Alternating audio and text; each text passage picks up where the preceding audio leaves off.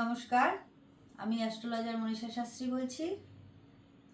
আমাদের date of birth, time of birth আর place of birth জানা থাকলে কি রাশি কি লগ্ন আমরা কিন্তু জানতে পারি।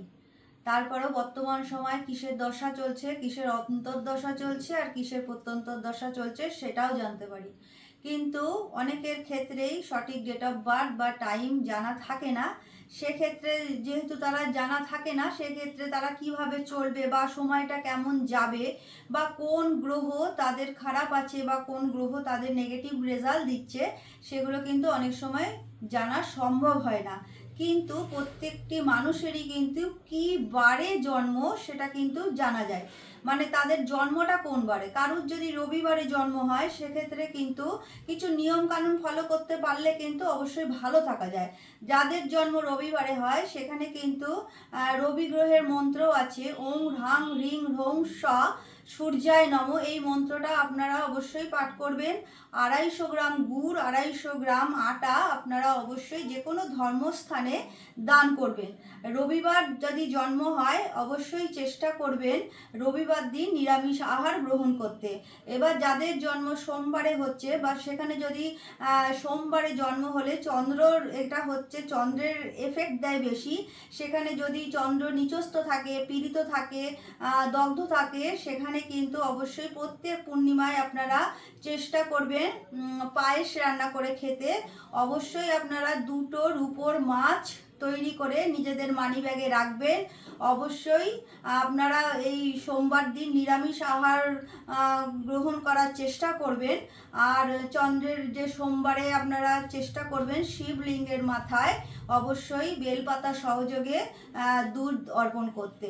এবার যাদের মঙ্গলবারে জন্ম সেখানে অবশ্যই তারা মঙ্গলবারে নিরামিষ আহার গ্রহণ করবে।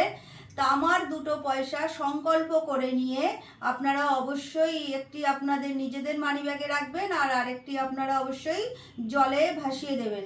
আর সেই জায়গায় যদি মঙ্গলবারে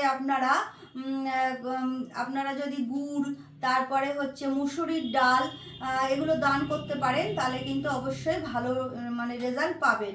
এবার বুধবারে যাদের জন্ম সেখানে তারা অবশ্যই কাছে সবসময় একটি ঝিনুক ব্যবহার করবেন। অবশ্যই আপনারা মঙ্গলবার রাতে ভিজিয়ে রাখবেন সবুজ মুগ ডাল, পরের দিন অবশ্যই সেটা আপনাদের মাথার উপরে 7 বার ঘুরিয়ে সেটা পাখিদের খাইয়ে দেবেন। আর বুধবারে অবশ্যই আপনারা চেষ্টা করবেন অল্প একটু ফিটকেরি দিয়ে মানে দাঁত মাজতে, সেই ক্ষেত্রে কিন্তু ভালো ফল পাবেন। যাদের জন্ম বৃহস্পতিবারে তারা অবশ্যই ছোলার ডাল দান করতে পারেন। কলা গাছে আপনারা হলুদ মিশ্রিত গঙ্গা জলে কলা গাছকে আপনারা ঢালতে পারেন কলা গাছের উদ্দেশ্যে। আর মন্ত্রটা হচ্ছে ওং গ্রাম গ্রিম গ্রোম স গুরুবেই নব। এই মন্ত্রটা আপনারা 108 বার অবশ্যই বলতে পারেন। আর শুক্রবারে কারোর জন্ম হয় সেক্ষেত্রে আপনারা যে কোনো ধর্মস্থানে কর্পূর, তারপরে হচ্ছে দই আপনারা দান করতে পারেন। তারপরেও আপনারা যে কোনো 8 বছরের নিচে কোনো কন্যাকে বরফি মিষ্টি বা সন্দেশ আপনারা সাদা রঙের খাওয়াতে পারেন, সাদা রুমাল ব্যবহার করতে পারেন। এক্ষেত্রে অবশ্যই সুফল পাবেন। শনিবারে যাদের জন্ম সেখানে আপনারা অবশ্যই কালো তিল আর গঙ্গা জল মিশিয়ে অবশ্যই স্নানটা করবেন। আর হচ্ছে গিয়ে শনিবার দিন আপনারা অবশ্যই নিরামিষ আহার গ্রহণ করবেন। ওং প্রাম প্রিং প্রং সহ শনিশ্চরায় নম। এই মন্ত্রটা আপনারা 108 বার অবশ্যই বলবেন। এক্ষেত্রে কিন্তু আপনারা অবশ্যই ভালো ফল পাবেন।